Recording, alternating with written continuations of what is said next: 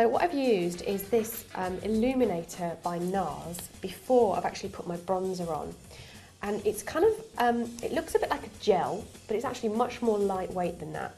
And what I love about it is that you're going to put it onto your cheekbone area and you'll see straight away that sort of gorgeous bronzy illumination effect that you're getting from this. Now this can be pretty much used anywhere you want to go, on your brow bone as well, up here perhaps if you want to, but I'm going to use it just on my cheeks, on the top of my cheekbone itself. And the reason why I love this is because it just gives a really sort of fresh sheen to the skin, but it's still got that lovely warm bronzy tone as well. And you'll see how easy that was to get on. I've already got a very simple, lovely lightweight foundation. And that just sort of easily goes on top, right onto my cheekbone there. And giving a really nice sheen. And this is a fantastic product if you want to use this just to kind of brighten up your skin on a day when you don't want to put too much makeup on. It can really look lovely. So going onto the eyes now. Now with me having brown eyes, I probably can wear quite a lot of bronzes and warm tones anyway. But this will actually work with a lot of different coloured eyes, especially green. It will make your green eyes look really, really vibrant. Hazel, it will look gorgeous as well. And with blue eyes, you should still be able to use similar tones, but maybe use less of the bronze on blue eyes. So what you'll start off doing with a lovely sort of mixing brush or blending brush, if you like, is go for that overall sort of lovely light colouring on the brow bone, just lightly dusting over the main eyelid as well.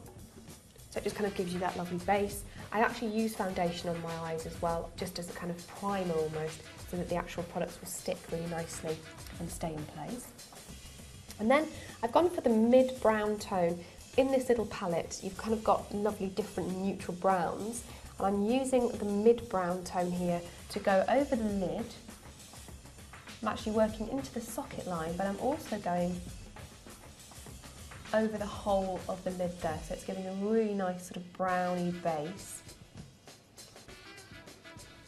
Okay, and then what I'm going to use is a really gorgeous bronze. Now there's loads of different types of bronzes and golds. Perhaps with blue eyes you might want to go for more of a gold, but with me having brown, so with this bronze, you can use the same blending brush, and this is going to go right into the socket line here, sort of blending it around, and you'll see in just a moment that gorgeous sort of warmth that you get from using a bronze on the top of the eyelid. Again, it's kind of matching really nicely with that lovely NARS illuminator that you've got on the cheekbone.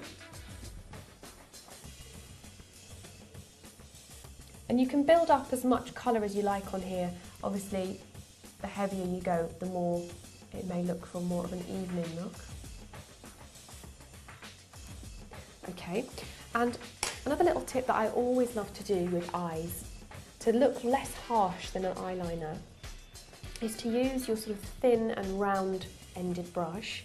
And I'm going to take that bronze underneath my eye now. And don't forget, if you do get any fallout of the powder, especially if you're using some kind of pigments, you can just lightly dust that off. And because you're using a lot of bronzes, it should actually not look too bad at all if it does actually go onto that brow bone, or cheekbone, sorry.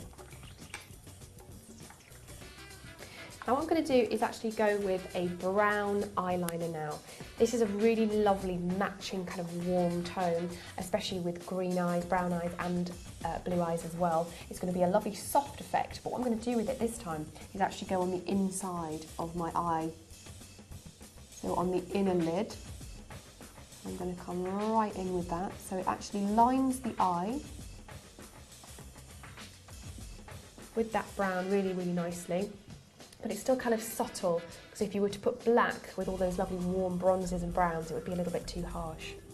Also what I like to do as well is to really give the eye a bit of enhancement by going onto the outer edges. You don't have to go all the way along the lid, just on those outer edges here.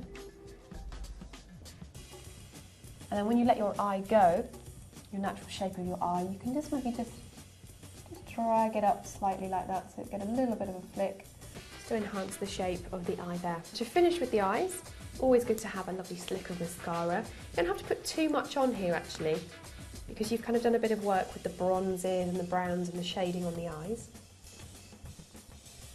So there we go with the autumnal eyes. Now, when you think of autumn, I don't know about you, but I always think of warmth, I always think of kind of the bronze tones, and I'm actually going to go for more of a kind of peachy coral effect on the lips, just kind of really in keeping with the rest of the eye makeup look. Before I do that though, it's up to you if you want to use a bronzer. I've already put the NARS illuminator on the actual cheekbone area, and obviously in autumn you may have still got a little bit of colour on your skin left over from the summer if you've been lucky enough to have some sunshine, but if not, to kind of go in keeping with the rest of the bronze on the face, just sweep a sort of bronzy effect underneath the cheekbone area, blend it in nicely around the cheek area. So to finish off the autumnal look, I've actually put my foundation on and I let it go over my lip line. That's always a really great way of being able to then minimise the bleeding of any lipstick or lip gloss that you're going to use. And I actually am a bit of a fan of a lip liner, not in the 90s sense where you have a different tone to the actual lip stick that you're using or the colour that you're using, but something that's going to really blend with your natural lip colour. So this is actually called Caramel, so I've chosen this purposefully because I know my own lip colour is very similar to this. So I would line my lips with this to start with.